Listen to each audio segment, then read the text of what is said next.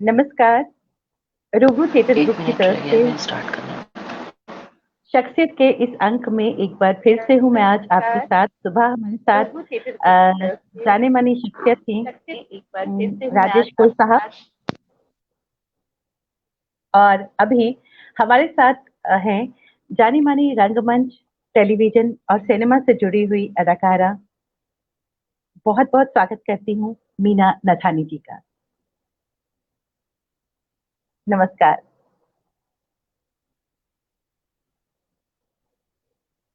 बहुत बहुत स्वागत आपका रूबरू के इस मंच पर।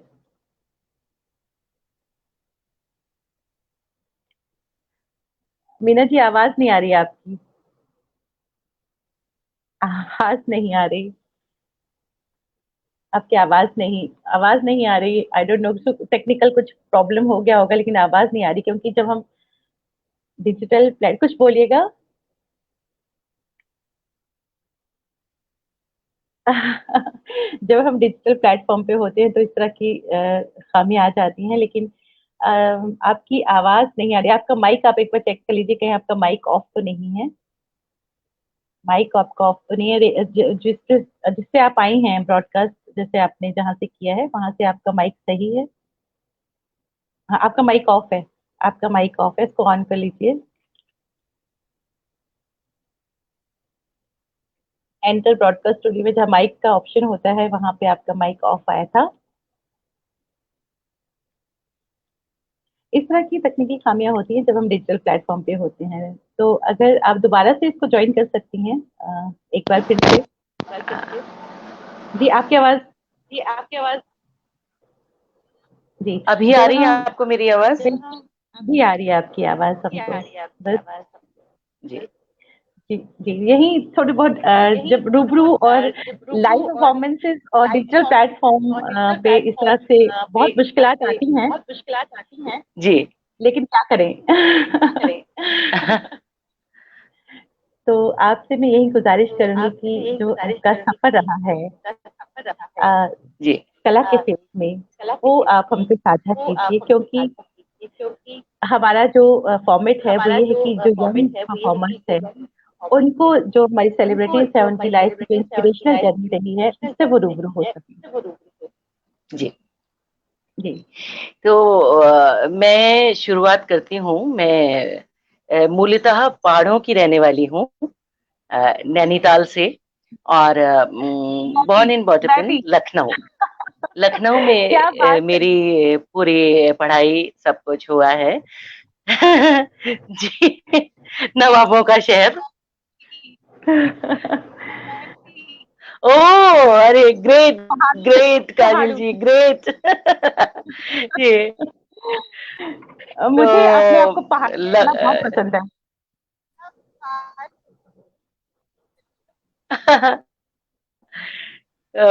बस लखनऊ में बस वहीं पर से हमारी शुरुआत हुई।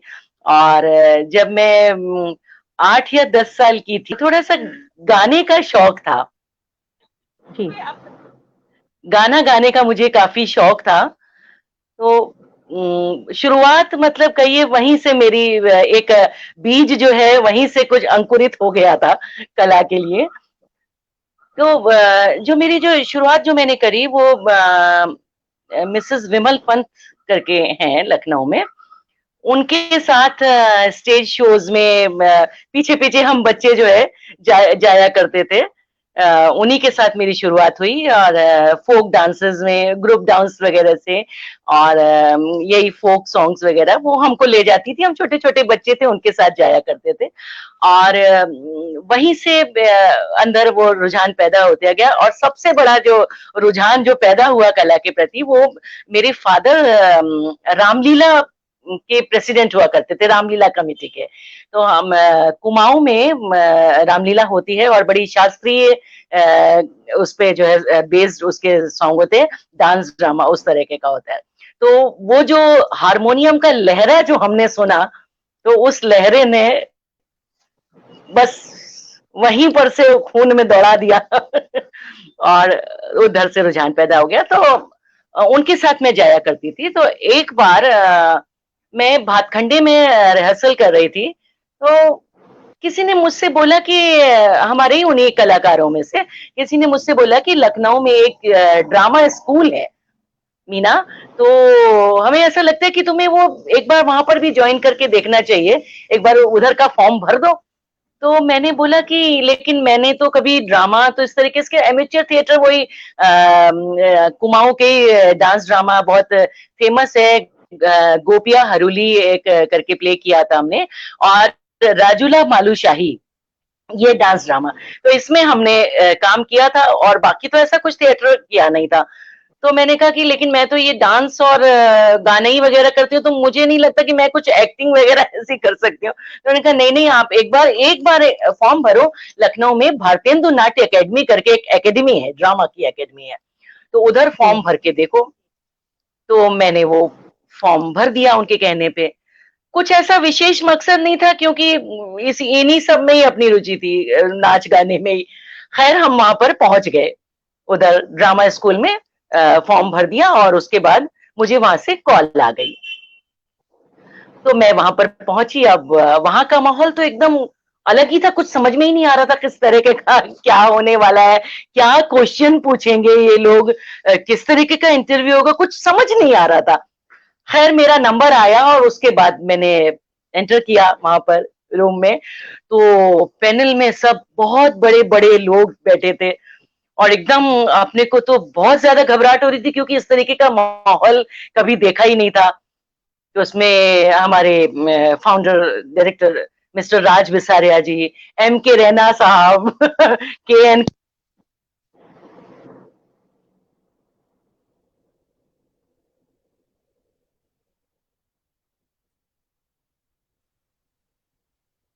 मीना जी, आपकी आवाज फिर से चली गई। आपकी आवाज चली गई। आवाज नहीं आ रही, एकदम से चली गई। आपकी आवाज नहीं आ रही। इतना नहीं आ रही आपकी आवाज। इतना खूबसूरत बोलते बोलते ही टेक्निकल फॉल्ट फिर से आ गया। एक बार फिर से आपका माइक ऑफ है। आपका इंडिकेशन आ रहा है आपका माइक ऑफ है। यस। हाँ, अभी आई आपको मेरी आवाज? बिल्कुल। जी। आ गई। आज बहुत ये जी। तंग कर रही है आवाज, क्या पता क्या तकलीफ है। चलिए ये भी एक अंग ही है इसका, ये भी हमारे ड्रामा का अंग है, इसमें बहुत कुछ तकनीकी समस्याएं आती रहती हैं और हमें तो इन सब से जूझने की आदत है, इसलिए कोई इतनी दिक्कत की बात नहीं है।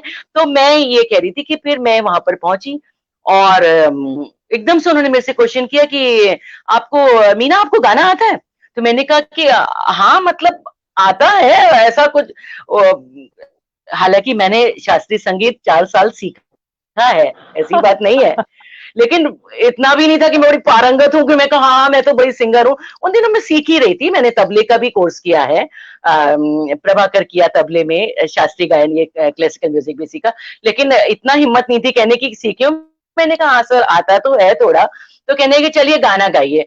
और जब उन्होंने कहा कि कोई गाना सुनाइए, तो मेरे अंदर एकदम से कुछ कॉन्फिडेंस पैदा हो गया, पता नहीं किस तरीके से। तो मैंने कहा रैना साहब को मैंने बोला, मुझे याद है आज भी, ये 30-35 साल पहले की बात है, तो मुझे उस वक्त मैंने रैना सर को बोला कि सर अच्छा ठीक है गाना मैं गाऊंगी, लेकिन मेरे साथ तबला कौन बजाएगा, मुझे तो रिदम की जरूरत है, बिना रिदम के तो मैं कैसे गाऊं। तो रैना सर ने कहा चलिए ठीक है मैं बजाता हूँ तबला। तो खैर मैंने फिर गाना गाया और उन्होंने तबला, अपने डेस्क पे तबला बजाया, वो हमारा पूरा हो गया। और शायद वहीं पर पूरे पैनल में उनको अंदर मेरे अंदर जो कॉन्फिडेंस दिखाई दिया, बस वही एक चीज थी जो क्लिक कर गई। उसके बाद फिर बहुत कुछ मैंने किया, खैर मेरा इंटरव्यू खत्म हो गया और मैं आ गई। 5-6 दिन के बाद, और आकर के मैं उसको भूल भी गई, मतलब मेरे दिमाग में ये नहीं था, क्योंकि मेरी जो इस तरीके की फैमिली से मैं हूँ, बहुत ही मिडिल क्लास फैमिली कहना चाहिए, और जिसमें लड़कियों का बाहर काम करना बहुत ज्यादा अच्छा नहीं माना जाता था उस वक्त, जी। 35-36 साल पहले। बहुत ज्यादा, मतलब आज जिस तरीके से हम लोग काम करते हैं और बड़ा रिस्पेक्टिव बहुत माने, उस वक्त ऐसा नहीं था, नाच गाना नौटंकी टाइप्स कहते थे। तो मेरे फादर बहुत स्ट्रिक्ट हुआ करते थे, तो फादर से परमिशन लिए बिना ये फॉर्म भरा गया था। उसके बाद फिर तब उनको मैंने बोला कि पापा ऐसी ऐसी बात है बाबूजी, यहाँ पर एक ड्रामा स्कूल है, मैंने इंटरव्यू दिया था और अभी देखो शायद से ऐसा कुछ होगा तो मेरे को जाना है, लेकिन बाबूजी एक्टिंग करनी है। तो हमारे बाबूजी ने कहा ये एक्टिंग वेटिंग का अभी गाने गाने और नाच तक तो ठीक था, तुम विमल पंत जी के साथ जाती हो, ठीक है, वो हमारे घर में आती जाती है, हमारी पहचान है उनका, इतना तक ठीक है, बहुत ज्यादा मतलब आगे मत बोलो। तो खैर अब 5 दिन बाद मुझे जो है सिलेक्शन हो गया मेरा। मैं वहां पहुंची और थर्ड नंबर मेरा रैंक था, मेरा थर्ड रैंक मेरी आई थी, मेरिट लिस्ट में नाम था।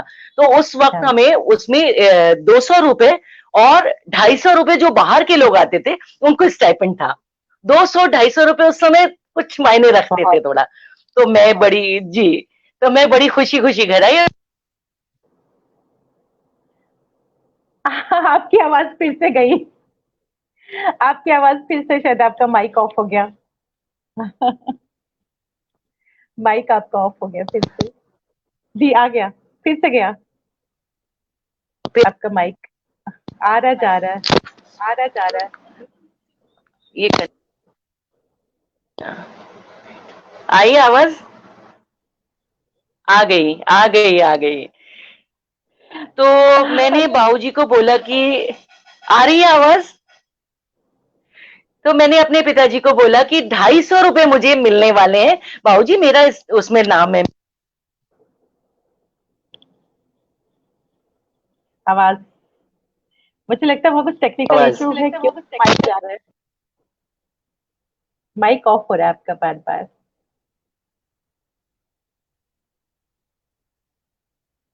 माइक ऑफ हो रहा है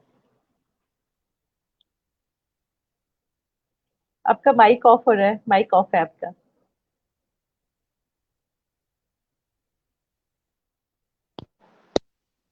जी आप। क्यों हो रहा है समझ जी आप।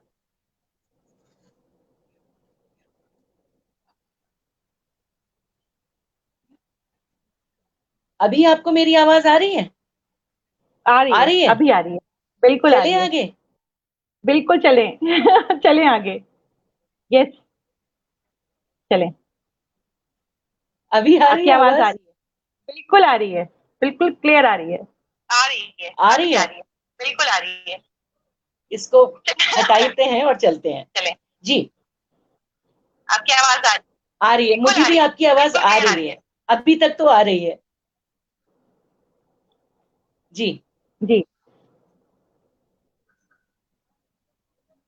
तो आशा के विपरीत मेरे फादर बहुत खुश हो गए, और इसलिए नहीं कि वो 250 रुपए स्टाइपेंड का कुछ ऐसा, ये था कि एक मनोबल था मेरे लिए बहुत, कि भाई काम करने जा रही, ड्रामा स्कूल ज्वाइन करने जा रही हूँ और मुझे 250 रुपए मिलने वाले।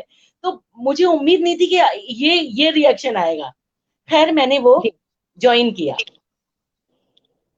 मैं ड्रामा स्कूल भारतीय हिंदू नाट्य एकेडमी में एंटर हो गई। क्या उसके बात। बाद वहां का जो माहौल था काजल जी, मतलब कुछ समय बाद हमें खुद अपने अंदर ऐसा अंतर महसूस होने लगा, अपने व्यक्तित्व में खुद को लगने लगा कि हम कहाँ कैसे बुद्धू से यहाँ पर आए थे, और अब तो हमें जो है तलफ्फुज ये सब बड़ी अच्छी जानकारी होने लगी, क्या गलत है क्या सही है। अच्छा, और बड़ा बड़ा इंटरेस्ट आने लगा, बहुत अच्छा लगने लगा क्लास में। बहुत ऐसा करते करते बहुत ही अच्छे तरीके अच्छे अच्छे प्लेज होने लगे। बिसारिया सर हमारे जो ड्रामा स्कूल के जो गुरु हैं मेरे, तो उन्होंने हमसे सबसे पहले, मुझे एक वो बड़ा अच्छा वाकया याद आ रहा है। उन्होंने कहा कि ड्रामा एक्टिंग सीखने आए हो ना तुम लोग, बस ये समझ लो कि एक्टिंग नहीं करनी है। तो हमें हमें समझ नहीं आता था, हमें लगता था ये क्या बोल रहे हैं, एक्टिंग नहीं करनी है। अरे एक्टिंग करने आए तो एक्टिंग ही तो करेंगे, नहीं करनी है का क्या मतलब था?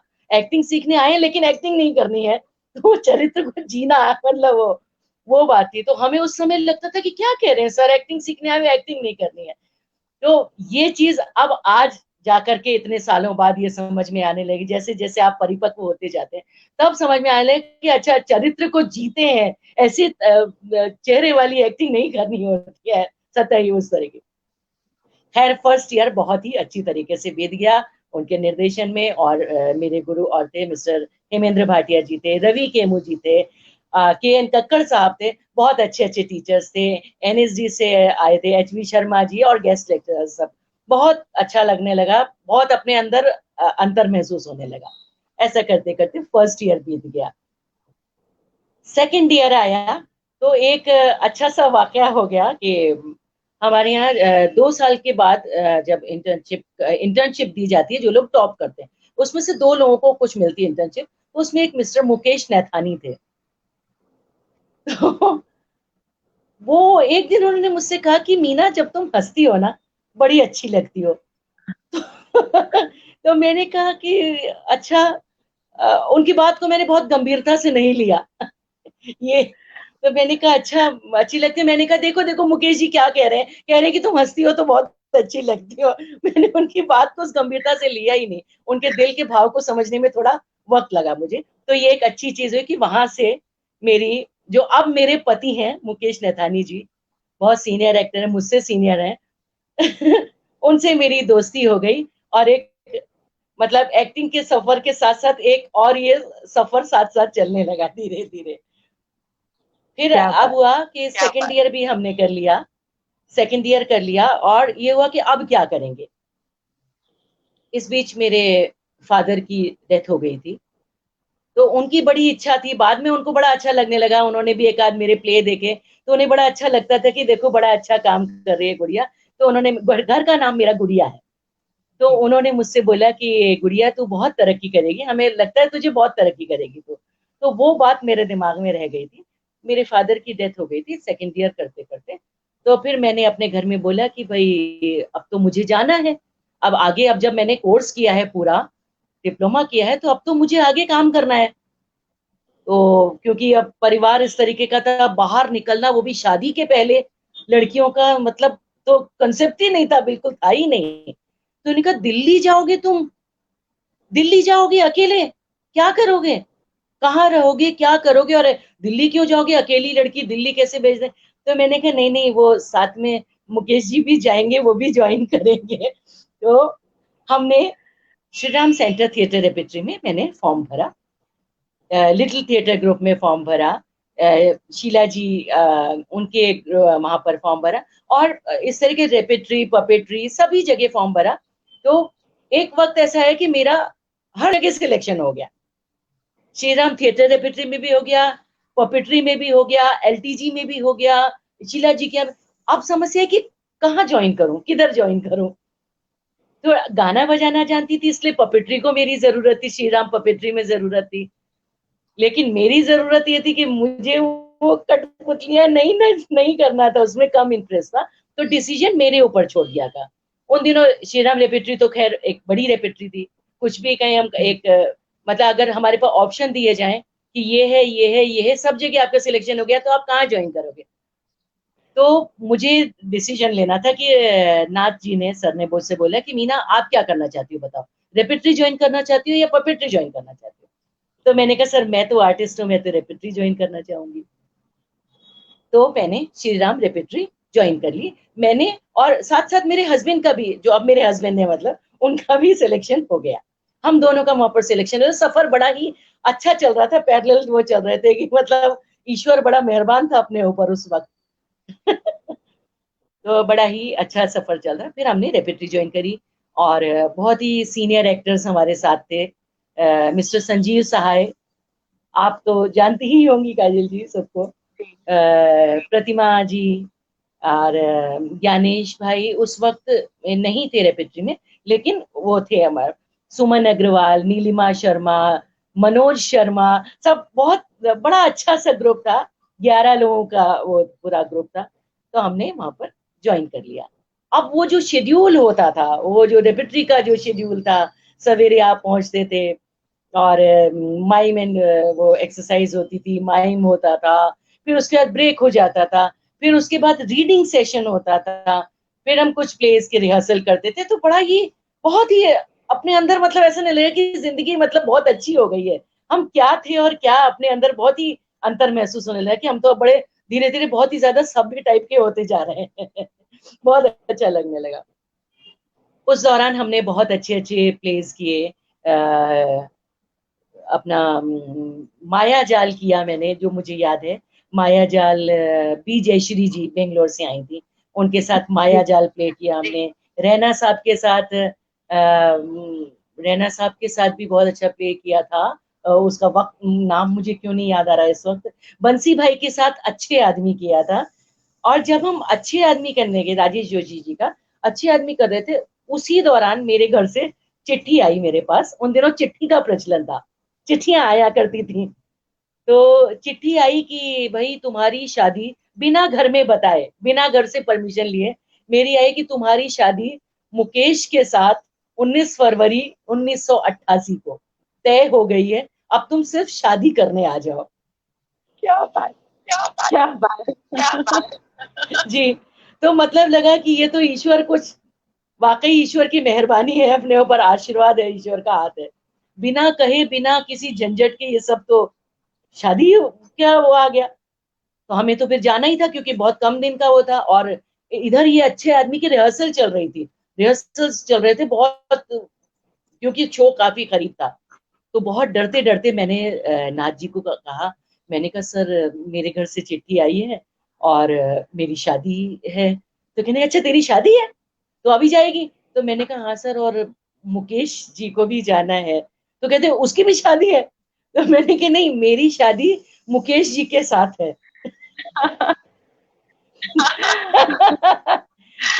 तो नाथ जी ने कहा ये तो तुम लोग ने मेरे ऊपर वज्रपात कर दिया कि अभी शो है और मेरे दो एक्टर्स छुट्टी लेकर के जाएंगे।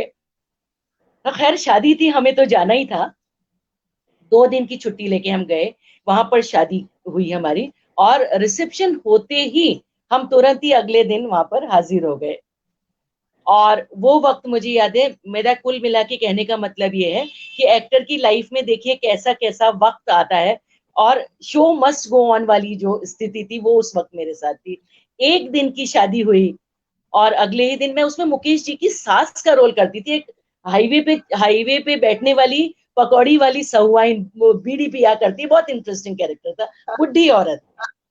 और क्योंकि मैं उस वक्त बड़ी स्लिम ट्रिम हुआ करती थी, बहुत दुबली थी, तो उसका एक प्रिविलेज भी था मुझे कि छोटे बच्चों से लेकर के और बूढ़ों तक के रोल मेरे पास आ जाते थे। तो ये एक क्या प्रिविलेज भी थी। क्या जी। तो खैर शो तो करना ही था। अब एक दिन की शादी हुई थी चाहे कुछ था, विधवा बनी थी मैं। तो आते साथ ही सब, वो मुझे याद है आज भी, एक्टर की लाइफ में क्या क्या चीजें होती हैं। तुरंत ही सब चूड़ा उड़ा उतारा, सिंदूर मिटाया, वो किया जी। और दिल में बहुत अजीब भी लग रहा था कि अरे कल ही तो शादी हुई है और आज ऐसा कर रहे हैं, लेकिन वो करना पड़ता है। तो वो शो एक बहुत ही सक्सेसफुल रहा था, बहुत अच्छा शो हुआ था श्री राम रेपित्री का। तो हमने वो शो किया और इस तरीके से करते करते और बहुत अच्छे अच्छे नाटक किए रेपिट्री में। 4 साल, नहीं 5 साल में रेपिट्री में, श्री राम रेपिट्री में थी। उसके बाद फिर मेरे पास मिसेस कमलेश गिल करके रेलवेज में एक ऑफिसर थी, cultural welfare officer, Mrs Kamlesh Gill. वो मेरे शो देखने आया करती थी और उन्हें बहुत अच्छी लगती थी मैं। तो उन्होंने मुझसे कहा कि मीना आप बहुत अच्छी आर्टिस्ट हैं, लेकिन क्या होता है कि एक्टर का भविष्य कुछ कुछ कह नहीं सकते, मतलब डेस्टिनी है, मे बी बहुत अच्छा हो जाए, मे बी ना हो, कुछ कह नहीं सकते। तो आप एक काम क्यों नहीं करती, आप हमारे रेलवे में कल्चरल कोटा में एज एन आर्टिस्ट आप ज्वाइन कर लो, तो आपको एक जी सिक्योरिटी मिल जाएगी और आप अपना भी काम करना और रेलवे का भी काम करना। तो इतनी तो मेरी उम्र थी नहीं, छोटी उम्र थी, इतना ज्यादा मुझे, इतना जल्दी अंदाजा, बिल्कुल टीन एज थे अब। तो मुझे भी लगा कि हाँ शायद यही ठीक होता होगा, हालांकि मेरा मन नहीं था रेपिट्री छोड़ने का बिल्कुल भी। फिर भी मेरे को जी फॉर्म भरवा दिया गया जबरदस्ती, क्योंकि उस वक्त तक मेरी शादी हो चुकी थी। और मिडिल क्लास फैमिली में जो रहता है कि एक सरकारी नौकरी का एक वो दे दिया जाता है कि सरकारी नौकरी बड़ी सिक्योर्ड नौकरी हो जाएगी, तो तुम उसको ज्वाइन करो करो करो, फॉर्म भरो फॉर्म भरो। खैर मैंने वो फॉर्म भर दिया, जैसे जैसे जिंदगी चल रही थी चलने में मैंने वो फॉर्म भर दिया। और काजल जी, अब मैं इसको सौभाग्य कहूं या दुर्भाग्य कहूं, वहां भी मेरा सिलेक्शन हो गया। क्या बात, क्या क्या बात। बात, क्या बात। तो फिर तो मुझे ज्वाइन करना ही था। हर तरफ से प्रेशर आने लगा कि ज्वाइन करो ज्वाइन करो। फिर मैंने ज्वाइन किया और फिर मैंने नाथ जी से बात करी। मैंने कहा सर मेरा तो रेलवेज में कल्चरल कोटे में एज एन आर्टिस्ट मेरा सिलेक्शन हो गया है, सर मैं क्या करूं, अभी तो मुझे जाना है। तो नाथ जी ने कहा कि मीना उन दिनों मेरे पिक्चर में काफी अच्छे पोजीशन पे थी, काफी अच्छी जी पोजीशन में थी। जी जी मेरी आवाज आ रही है ना अभी आपको? बिल्कुल आ रही है, बिल्कुल आ रही है। आपकी कहानी बिल्कुल इतनी, आ रही आपकी जो है जी, जर्नी है कहानी इतनी, इतनी आपको करनी है, आपकी इतनी जो आपकी जो इंस्पिरेशनल है। इंस्पिरेशनल है। जी जी जी। जी जी। तो तो खैर मैंने नाथ जी से बोला तो उन दिनों मैं रेपेटरी बड़ी अच्छी पोजीशन पे थी। तो नाथ जी ने कहा मैं तुम्हें अभी ए ग्रेड करने जा रहा हूँ और तुम रेपेटरी छोड़ने जा रही हो। तो मैंने कहा सर अब तो मेरे ऊपर थोड़ा प्रेशर है और अब मुझे जाना पड़ेगा। तो खैर मैंने रेपेटरी छोड़ दिया, रिजाइन कर दिया और मैंने रेलवेज ज्वाइन कर लिया। काजल जी जी वो पहला दिन मैं भूल नहीं सकती हूँ कभी, जब मैंने रेलवेज ज्वाइन किया। और आर्टिस्ट क्योंकि एक स्वच्छंद वो है, बिल्कुल स्वच्छंद रहना चाहता है, आजाद उन्मुक्त पंछी रहना चाहता है। तो मैं जब जी रेलवे से पहुंची 9 बजे वहां पर सिग्नेचर कर दो, खैर वो तो हम रेपेट्री में भी करते थे, लेकिन सिग्ने उसके बाद वो पता चला कि वहां कल्चरल आर्टिस्ट जैसा तो कुछ नहीं, जो मैं दिमाग में लेकर के गई थी अपने, वैसा तो कुछ नहीं है। वहां तो टेबल वर्क करना है मुझे, और टेबल वर्क वो इंजन के पार्ट्स और ये, तो मुझे लगा कि ये क्या हो रहा है, ये कैसा अजीब सा माहौल है। और वो बड़ौदा हाउस में थी मैं, बड़ौदा हाउस में मुझे ज्वाइनिंग मिली थी। तो मुझे लग रहा था मेरा ना जैसे एक एक कहीं मुझे किसी कैद में डाल दिया गया, मुझे उस तरीके की फीलिंग आने लगी। बिल्कुल भी अच्छा नहीं लग रहा था, क्योंकि मुझे अपनी रेपिट्री की बहुत याद आ रही थी जो अगले चौराहे पर ही थी, मंडी हाउस में। मुझे याद आ रहा था कि देखो मैंने क्या गलती कर दी, ये क्या छोड़ दिया मैंने, क्या कर लिया अपनी लाइफ के साथ। और सब लोग, मेरे हस्बैंड भी वहां पर, सब लोग रिहर्सल कर रहे होंगे, मेरा दिमाग तो उधर रिहर्सल में लगा है, और यहाँ इंजन के पार्ट्स क्यों मेरा मन लगेगा। बहुत बहुत कष्ट रहा फिर, लेकिन फिर तो करना ही था आगे। तो इन बिटवीन क्या हुआ कि मेरे को शीला जी की रेपिट्री में, दिल्ली आर्ट थिएटर में अमली करके प्ले होने जा रहा था, जो जे एन कौशल जी कर रहे थे। तो शीला जी ने कहा कि मुझे गाते हुए सुना था शीला जी ने, तो उन्होंने कहा कि मीना को इस रोल के लिए बुलाइए, अमली के लिए। तो मैंने उनके साथ अमली प्ले वहां पर किया। और तो तब जाकर के मुझे 6 बजे जब मैं ऑफिस से छूटती थी, तो मैं तुरंत भाग के जाती थी शीला जी की रेपिट्री में, और तब जाके वहां मुझे चैन की सांस मिलती थी, हाँ करके सांस लेती थी कि चलो कम से कम वहां से हटके मैं इधर तो आई, चलो कहीं तो क्या मैं कर रही हूँ। तो मुझे एक ना ब्रीदिंग स्पेस मिल गया था, एक थोड़ा अच्छा लगने लगा। वो ऑफिस तो मैं सुबह रो रो के जाती थी रोज, बहुत अंदर बहुत फ्रस्ट्रेशन बहुत ज्यादा बढ़ता जा रहा था। लेकिन जब जितने दिन मैं प्ले की रिहर्सल में वहां पर कर रही थी, उतने दिन फिर थोड़ा ठीक लगने लगा, एक एक कॉम्प्रोमाइज कर लिया था बस, ठीक है चलो। तो खैर मैंने वो रेपिट्री में, श्री राम रेपिट्री में ही हमने उसका शो किया था, अमली प्ले किया था, जिसमें मैंने गाने भी मैंने खुद ही गाए थे, क्योंकि थोड़ा बहुत गाती भी थी मैं। तो बड़ा सी सक्सेसफुल वो शो रहा था। तो बस इसी तरीके से जी चलती रही जिंदगी। और फिर 1990 में, अप्रैल 90 में मैं और मेरे हस्बैंड बॉम्बे शिफ्ट हो गए, रेलवे से ही ट्रांसफर लेकर के मैंने बॉम्बे शिफ्ट कर लिया यहाँ पर। जी बस फिर यहाँ पर चर्च गेट में ज्वाइन किया, गेजेटेड सेक्शन में, मेडिकल मेडिकल सेक्शन में। तो धीरे धीरे मैंने ये महसूस किया कि मैं जो करने आई हूँ वो तो मैं कर ही नहीं रही हूँ, मैं तो खाली टेबल वर्क कर रही हूँ कुछ, जो एज एन आर्टिस्ट मेरा एक ख्वाब था कि आर्टिस्ट वहां पर प्ले होंगे वो होंगे, तो वो तो मैं कर ही नहीं रही हूँ, मैं तो यही सब कर रही हूँ बस। कभी कभार प्ले हो जाता है, उसमें भी बड़ा छोटा सा रोल कोई दे देता है, सभी जगह एक मोनोपोली तो रहती कहीं ना कहीं। तो वो भी नहीं मेरा पूरा हो रहा है, रेपेट्री में मेन रोल करके, और मैं रेलवेज में मैं छोटी छोटी प्ले कर रही हूँ, मैं क्या कर रही हूँ, मैं क्यों कर रही हूँ ये सब, बहुत फ्रस्ट्रेशन बढ़ता गया। तो 1996 में, 1996 राइट, मैंने रेलवे से रिजाइन कर दिया। जो मेरे कलीग्स थे वो सब कहने लगे कि मीना, लोग सरकारी नौकरी के लिए तरसते हैं और तुम ये नौकरी रिजाइन कर रही हो। तो मैंने कहा मैं बिल्कुल मानती हूँ ये नौकरी जो है आप लोगों के लिए बहुत अच्छी है और ये सच में अच्छी नौकरी है, लेकिन ये मेरे लिए नहीं है, मैं नौकरी नहीं कर सकती। मुझे आज भी याद है, मैं सीईओ के पास गई और मैंने वो फाइल रखी, मैंने कहा सर मैं ये नौकरी नहीं कर पाऊंगी, प्लीज प्लीज सर मुझे छोड़ दीजिए, मैं नहीं कर पाऊंगी। और मैंने जाना बंद कर दिया, मैं जाती ही नहीं थी, मुझे डर लगता था जाने से, बहुत घबराहट होती थी। मैंने वो नौकरी छोड़ छोड़ के दी, मतलब रिजाइन नहीं किया, उस वक्त तक मैंने जाना छोड़ दिया। तो मेरे पास कॉल आते थे कि आइए आइए ज्वाइन करिए, लेकिन मुझे जाने से वहां डर लगता था। और साथ में मुझे ये भी फ्रस्ट्रेशन होने लगा कि मेरे जो बाकी सब जो एक्टर्स हैं, जो मेरे एक्टर जो फ्रेंड्स हैं, सब सब लोग मुझे वो रेलवे कर्मचारी की तरह लेने लगे कि मतलब मुझे कोई एज एन आर्टिस्ट फिर वही सोचता ही नहीं था। तो ये मेरे अंदर एक अजीब सी एक फ्रस्ट्रेशन बढ़ता जा रहा था, जिससे मेरी तबीयत काफी खराब रहने लगी। तो मेरे मतलब मैं ये बताना चाह रही हूँ कि मेरे इधर मायके में मेरे फादर और उधर मेरे ससुर जी, जो दोनों ही स्ट्रिक्ट, मतलब इतने स्ट्रिक्ट, और उन्हीं दोनों का सबसे ज्यादा सहयोग रहा, जो आज मैं आपके सामने यहाँ पर बैठी हूँ, उनका आशीर्वाद है। उन्हीं की वजह से आज मैं, उनके सहयोग की वजह से, उनके प्रोत्साहन की वजह से मैं आज यहाँ पर बैठी हूँ। तो मेरे ससुर जी ने कहा कि नहीं, नहीं चाहिए, हमें हमारी बहू चाहिए जो हर तरह से खुश रहे, मुझे नहीं चाहिए तुम्हारी नौकरी, तुम रिजाइन कर दो, नहीं चाहिए नौकरी, मैं तुमसे कह रहा हूं। तो बस उन्हीं दोनों का आशीर्वाद है जो मैं आज हूं यहाँ पर।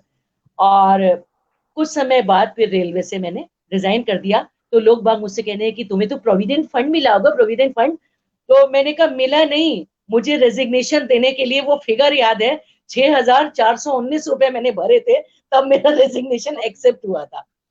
और जिस दिन मेरा रेजिग्नेशन एक्सेप्ट हुआ, मुझे लगा कि मुझे पता नहीं क्या मिल गया, क्या जहां मिल गया, नौकरी छूट गई, मतलब मैं भव सागर पार कर गई, ऐसा लगा। खैर काजल जी, मैं आगे चलती हूँ। जी जी। जी जी, बहुत ही खूबसूरत आपका सफर रहा, बहुत ही इंस्पिरेशनल रहा। मेरी आवाज आ रही है आपको? मेरी आवाज आ रही है आपको? एको हो रही है आपकी आवाज थोड़ी। मैं, हाँ मैं एक मिनट।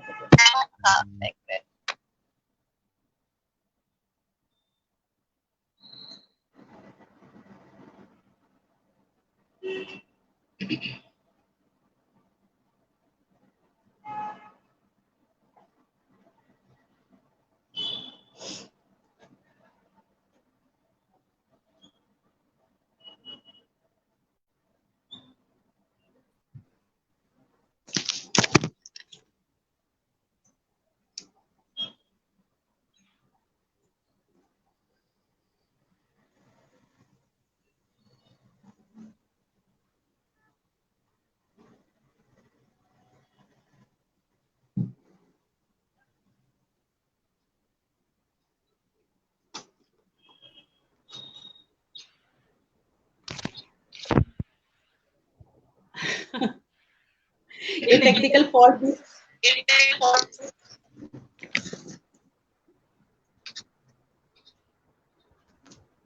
आवाज आ रही है आपको मेरी? इको तो नहीं हो रही आवाज? आवाज आ रही है आपको?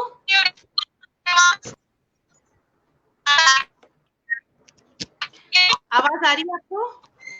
हेलो, आपकी आवाज क्रैक हो रही है।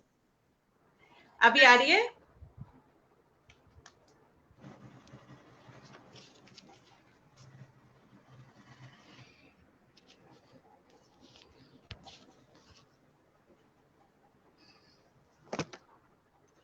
जी, आ रही है आवाज आपको? आवाज आ रही है? मेरी आवाज आ रही है? मैं दोबारा से ज्वाइन करने की कोशिश करती हूँ एक बार फिर से।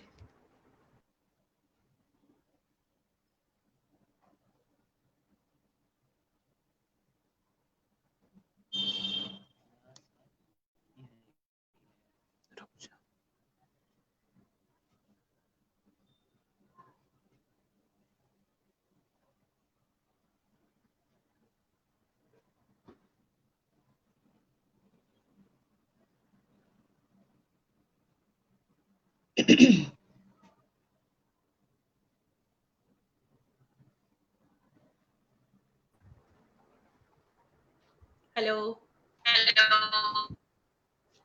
आज कुछ गड़बड़ी हो रहा है हमारा।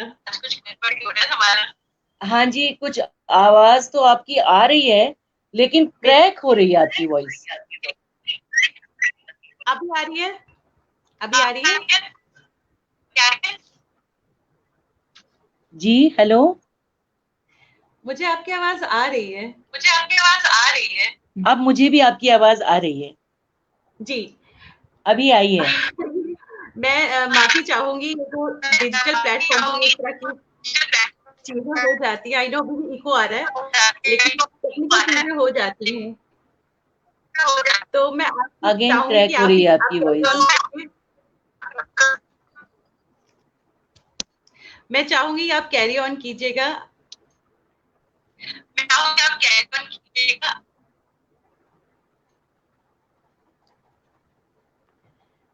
जी मीना जी। नहीं आ रही है आपकी आवाज, नहीं आ रही, बिल्कुल नहीं आ रही। हेलो। बहुत क्रैक हो रही है, बहुत। ये क्या हो रहा है आज? हेलो। क्रैक कर रही है आपकी वॉइस, बहुत। नेटवर्क भी ठीक है और फिर क्यों क्रैक हो रहा है? हेलो। मैं दोबारा कोशिश करती हूँ।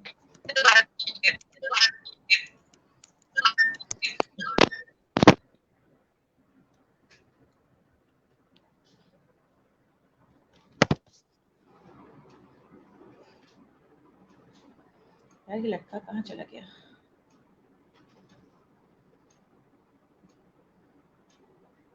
ओम नमः शिवाय।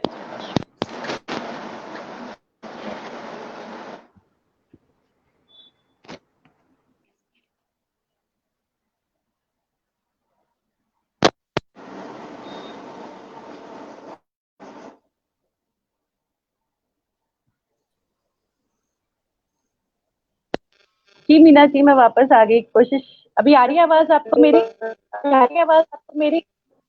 क्रैक हो रही है। आपकी आवाज भी नहीं आ रही मुझे। हेलो।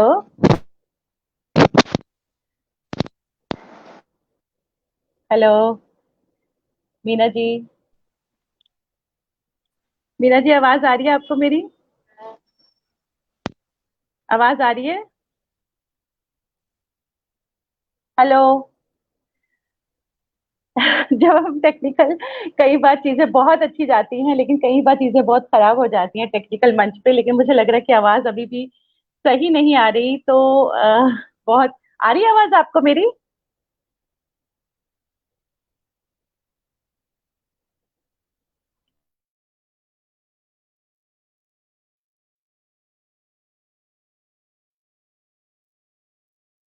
नेटवर्क इशू आ रहा है, नेटवर्क का इशू।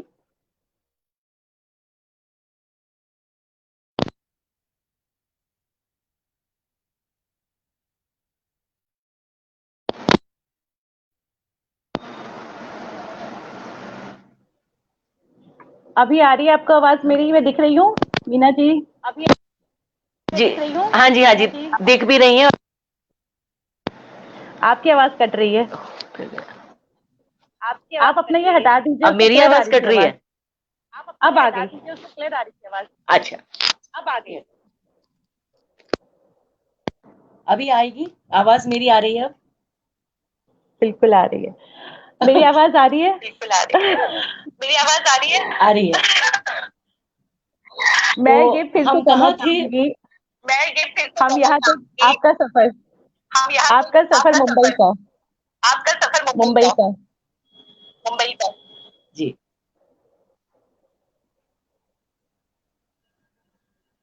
अब मैं मेरे मुंबई के सफर पे चलूं? जी बिल्कुल।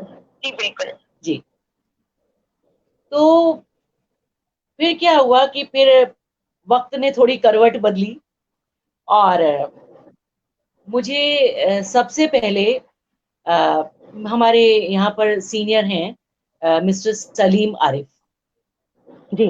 तो उन दिनों श्याम बेनेगल जी के ग्रुप से, उनकी कंपनी से एक फिल्म बन रही थी, सरदार पटेल, सरदार वल्लभ भाई पटेल, जिसमें केतन मेहता जी डायरेक्टर थे, जिसके केतन मेहता सर। तो अब ये था कि नए शहर में बिल्कुल अपने आप को कैसे, क्योंकि आपने जो किया वहां किया, यहाँ के लिए तो कुछ कुछ था ही नहीं, कोई स्रोत ही नहीं था हमारे पास आगे, अब क्या करें, मतलब यहाँ आने के बाद तो हर किसी के लिए कोई ना कोई सहारा, कोई ना कोई जरिया तो बनता ही है। तो सलीम भाई ने मुझे बोला कि मीना, एकदम से एक्टिंग में एक स्ट्रगल तो शायद से अभी, क्योंकि कुछ कॉन्टेक्स्ट तो होने चाहिए कुछ ना कुछ, तो अभी एक काम करो, हाल फिलहाल के लिए मैं सरदार पटेल में डिजाइनर, कॉस्ट्यूम डिजाइनर थे सर, तो उन्होंने कहा तुम मेरे साथ मुझे असिस्ट करो फिलहाल, ऐसा करो तब तक, फिर धीरे धीरे कॉन्टेक्ट्स बनेंगे तो फिर आगे अपने आप जैसे जैसे रास्ता खुलता जाएगा। तो मैंने उनके साथ ज्वाइन किया, उनको सरदार पटेल में उनको असिस्ट किया कॉस्ट्यूम डिजाइनर के तौर पे, वहां पर असिस्टेंट कॉस्ट्यूम डिजाइनर। आर्टिस्ट थी लेकिन फिर भी ये था कि अब शुरुआत करनी है तो कुछ ना कुछ तो करना ही पड़ेगा कैसे भी। तो काजल जी उस वक्त मुझे याद है, ये बहुत सालों, पता नहीं, मेरे ख्याल में 91 के ही आसपास की बात है। उस वक्त मुझे 1500 रुपए महीने में, 1500, 1500 रुपये महीने में मैंने वो नौकरी ज्वाइन कर ली, और 30 रुपये कन्वेंस मिला करता था।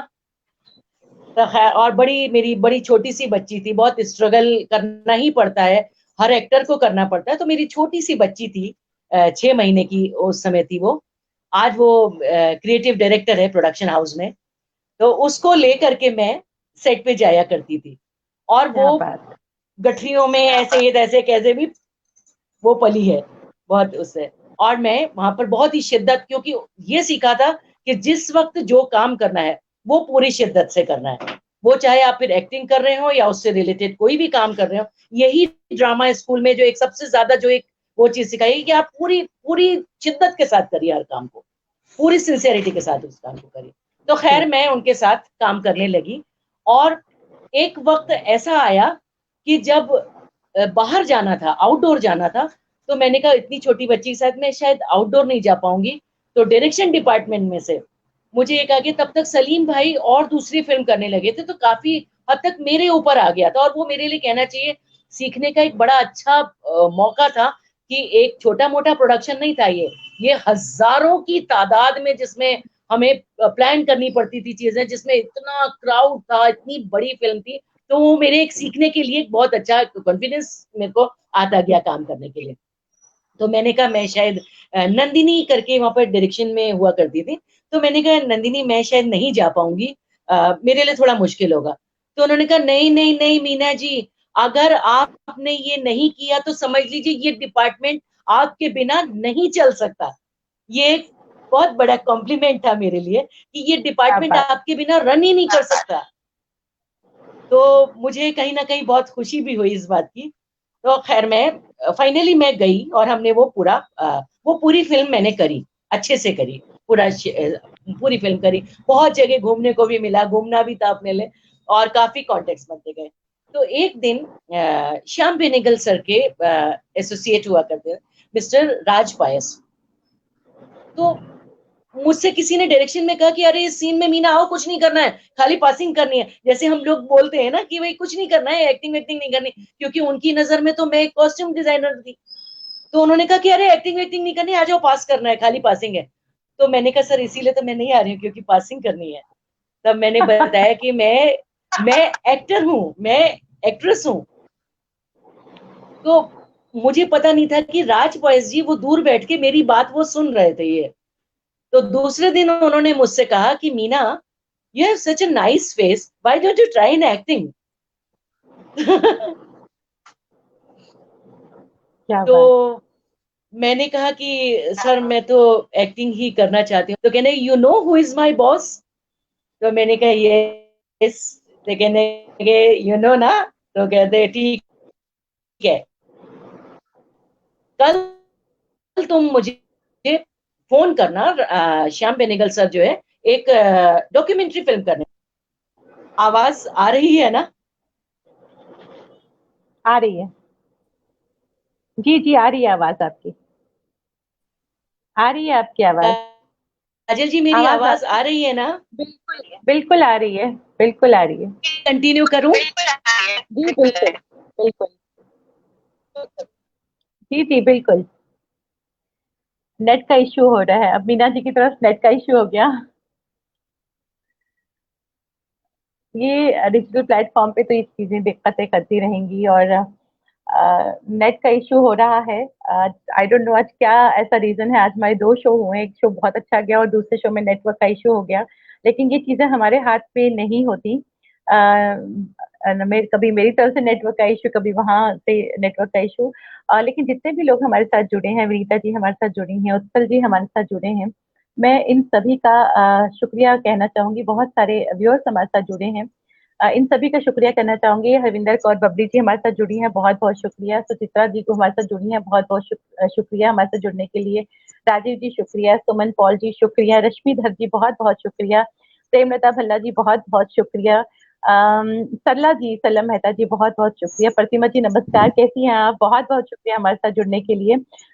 बस ये है कि हमारे साथ ये कभी कभी प्रॉब्लम्स हो जाती हैं जब हम नेटवर्क पे, डिजिटल प्लेटफॉर्म, थिएटर करने वाले लोग जो लाइव परफॉर्मेंसेस में बिलीव करते हैं, लेकिन जब ऐसे डिजिटल प्लेटफॉर्म पे जो कई बार नेट की जो प्रॉब्लम्स हो जाती है वो हमारे हाथ में नहीं रहती, तो हम इसके लिए कुछ नहीं कर सकते। लेकिन जैसा कि मीना जी ने कहा कि वो फाइटर, थिएटर करने वाले फाइटर होते हैं, और हम लोग इन चीजों से नहीं घबराते, हम अपनी जो बातें हैं वो जारी रखेंगे।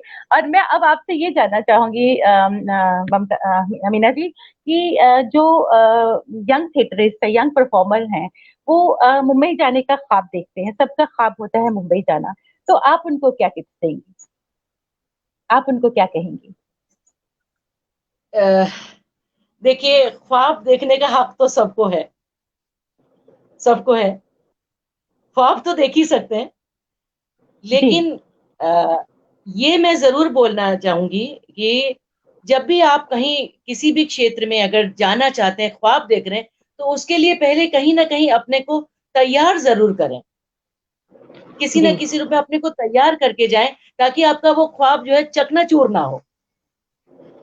बिल्कुल कुछ सीख बिल्कुल। के, उसके बारे में कुछ जान करके, कुछ सीख करके, तब आप किसी भी क्षेत्र में, हर किसी को ख्वाब देखने का हक है और हर हर जगह जाने का भी हक है, लेकिन जी क्योंकि आप कच्चे ना रह जाएं, कहीं ऐसा ना हो कि वो चीज आपको तकलीफ दे हो जाए, इसलिए खुद थोड़ा पक्के होकर के जाएं। बस इतना ही मैं कहना चाहूंगी। क्या बात, क्या बात। आपने इतनी, आपकी इंस्पिरेशनल जर्नी रही है, जिस तरह से आपने लखनऊ से फिर बीएनए करके फिर श्री राम सेंटर, फिर आपने रेलवे की जर्नी, रेलवे की जॉब में, फिर आपने शीला भाटिया का, वो जो ऑक्सीजन की आपको जरूरत थी वो शीला भाटिया के यहाँ से वो ऑक्सीजन आपको मिलता था। अमली आपने किया, इतना जी, खूबसूरत प्ले है, बहुत खूबसूरत आपने नाटक किए हैं। और थिएटर तो हम लोगों की पर्सनैलिटी को एकदम चेंज करके रख देता है। आप क्या कहेंगे? आवाज नहीं आ रही है। मेरी आवाज नहीं आ रही है? हेलो, हेलो, आवाज नहीं आ रही है आपको मेरी? टेक्निकल प्रॉब्लम आ रहा है, बिल्कुल आवाज नहीं आ रही है। हेलो, आवाज आ रही है आपको? नहीं आ रही? आई डोंट नो आज। हेलो, हेलो, आवाज आ रही है? ये तो प्रॉब्लम हो गया आज। इतनी अच्छी बातचीत चल रही थी, और आ रही है आवाज आपको? हेलो, हेलो,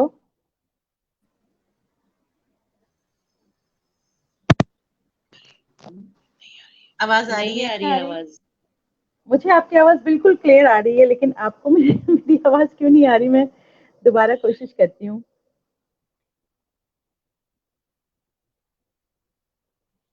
मीना जी का नेटवर्क चला गया फिर से।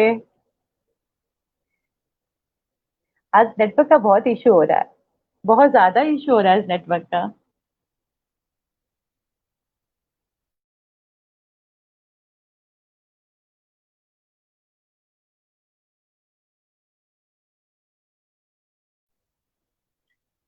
बहुत प्रॉब्लम आ रही है। लेकिन फिर भी इतनी खूबसूरत, आई थिंक दोबारा।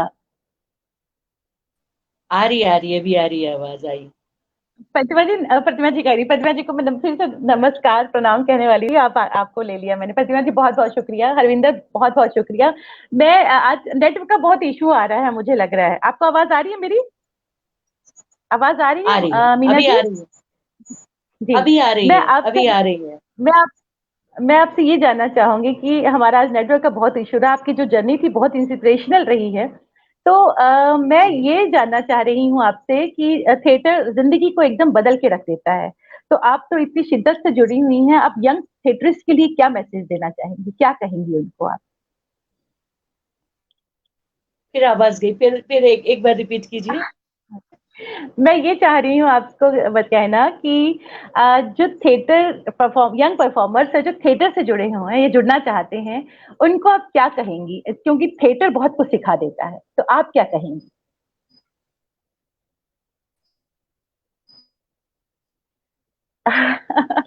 मुझे लग रहा है बहुत ज्यादा प्रॉब्लम। आवाज आ रही है आपको मेरी? अब इतनी आवाज आ रही है। जी। जहां तक मैं आपको सुन पा रही हूँ, जी। जहां तक मैं आपको सुन पा रही हूँ, आप ही जी। पूछिए, जो लोग थिएटर जिन्होंने ज्वाइन किया है, अगर वो फिल्मों हम्म। में जाना चाहते हैं तो क्या क्या उनके लिए आप बोल रही हैं? जी बिल्कुल। जी, जी। यही पूछा आपने। जी, तो मैं ये कह रही हूँ कि थिएटर जो लोग कर रहे हैं, देखिए, वो अगर फिल्मों में जाना चाहते हैं तो थिएटर तो मेरी भी आत्मा है, मैं भी थिएटर करना चाहती हूँ।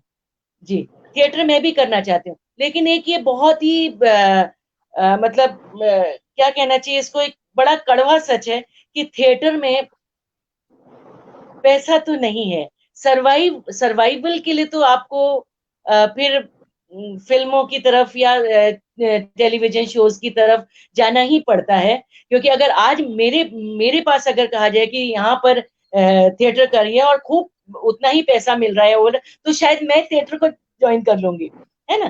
क्योंकि थिएटर में क्या है, एक वो आत्मिक शांति जिसको कहते हैं, एक पूरा बिगनिंग मिडिल एंड जो एक होता है, वो एक एक पूरे चरित्र को आप जीते हैं, पूरे चरित्र को जीते हैं। ये क्या है, फिल्में और टेलीविजन ये टेक्निकल मीडिया है। जैसे आज हम हम्म। और आप ये प्रॉब्लम जिस तरीके से कर रहे हैं, हम बहुत कुछ बातें करना चाह रहे हैं, लेकिन हमें तोड़ तोड़ के करनी पड़ रही है, और फिर वहीं से हमें शुरुआत करनी पड़ रही है। तो सेम चीज मैं ये कहूंगी कि थिएटर में अगर चरित्र को जीने की बात करते हैं, सच में अगर जीने की बात करते हैं, तो वो थिएटर में है। बिल्कुल। काजल जी, बिल्कुल।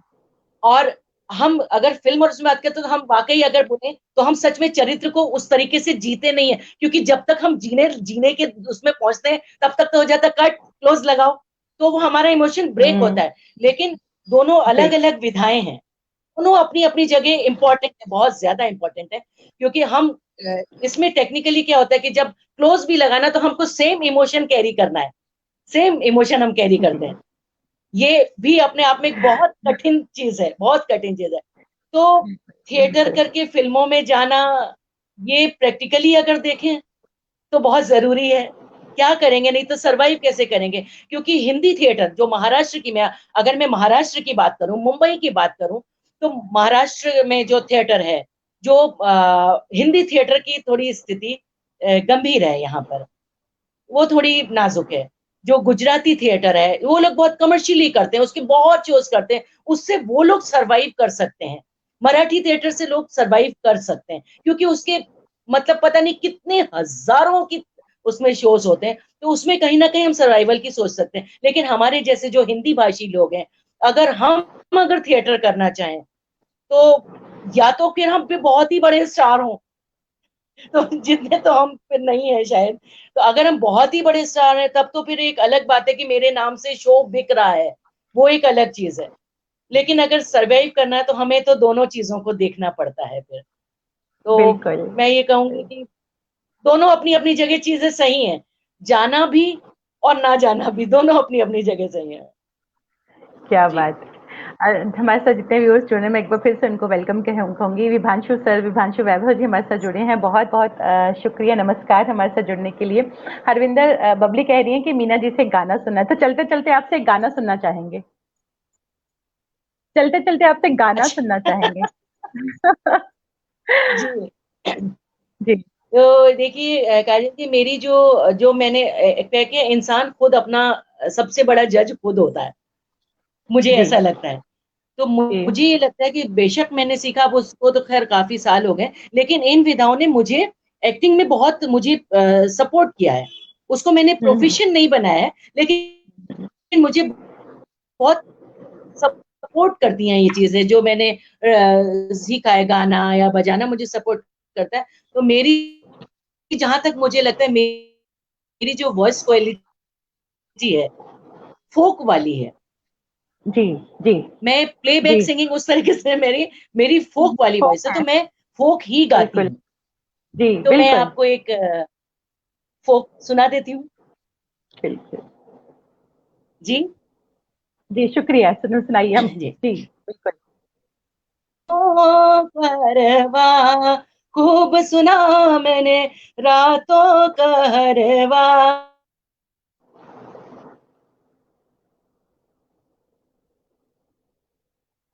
मीना जी का फिर से नेट का इश्यू हो गया, नेट चला गए थे, खूबसूरत वो गा रही थी लेकिन क्या करें नेटवर्क का इश्यू है, ये तो है, ये तो मानने वाली बात है कि नेटवर्क का इश्यू है। फिर से कोशिश करते हैं। हम्म, जी जी। आपका नेटवर्क चला गया था जी।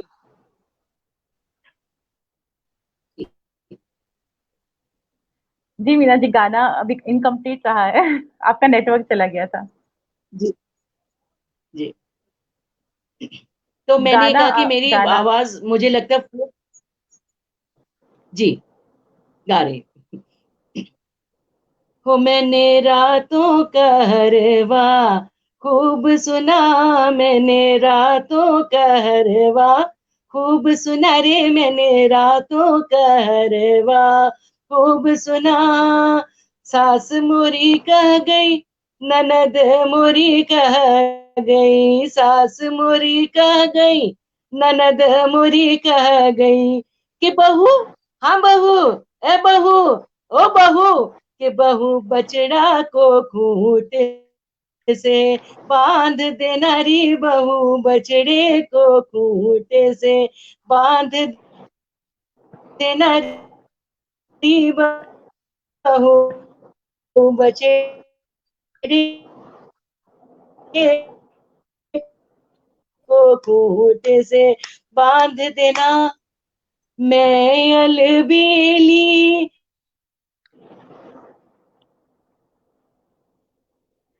इतना खूबसूरत, लेकिन ये कम वक्त नेट, ये कम वक्त नेट ससुरे को खूंटे से बांध दिया, मैंने रातों कहरवा, खूब सुना रे मैंने, मैंने, कि मैंने रातों कहरवा, खूब सुना मैंने रातों कहरवा, खूब सुना रे मैंने रातों कहरवा, खूब सुना। क्या बात, क्या बात, क्या बात, बहुत क्या बात, खूबसूरत, बहुत खूबसूरत। Thank you. बहुत खूबसूरत, बहुत बहुत खूबसूरत। खूबसूरत, बहुत अ, खूबसूरत। जी, थैंक यू। मीना जी बहुत बहुत शुक्रिया, मीना इतनी जी मुश्किलात बहुत के बहुत बाद भी शुक्रिया, इतनी मुश्किलात के बाद। ये जी, कन्वर्सेशन जारी ये रहा, और आपने कन्वर्सेशन इतना जारी खूबसूरत रहा, और आपने इतना खूबसूरत अपनी जो जर्नी शेयर की हमसे, बहुत बहुत शुक्रिया जर्नी आपका, आपसे, बहुत बहुत शुक्रिया। बहुत बहुत धन्यवाद, शुक्रिया। धन्यवाद, बहुत बहुत बहुत, मुझे भी बहुत बहुत अच्छा लगा इस मंच पे आकर के, लेकिन ये तकनीकी खराबियों के लिए हम और आप दोनों ही लाचार हैं, हम लोग कुछ नहीं कर सकते हैं। लेकिन मैं आपका बहुत बहुत शुक्रिया अदा करना चाहूंगी, मुझे इस मंच पे आमंत्रित करने के लिए। काजल जी, थैंक बहुत यू वेरी मच। बहुत बहुत शुक्रिया।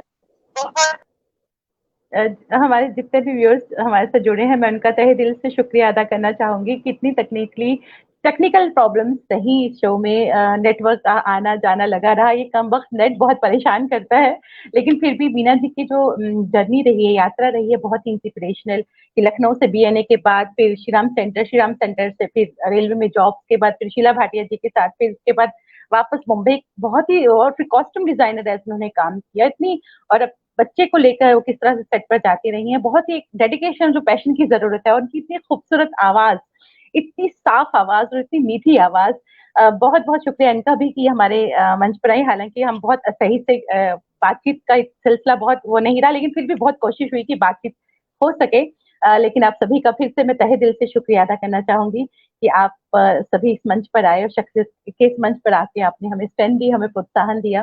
तो शख्सियत का अगला जो कार्यक्रम है कल शाम को 4 बजे, जिसमें हमारे साथ गजल सिंगर जाने माने अख्तर हसन साबरी साहब जुड़ेंगे, और शाम को 7 बजे मेंबर सेक्रेटरी IGNCA के और जाने माने रंगकर्मी, पोइट, लेखक, is what not, is multi talented doctor Sachchidanand Joshi ji हमारे साथ रहेंगे। तो कल हमारे साथ जुड़िएगा। तब तक के लिए शुभ रात्रि और नमस्कार।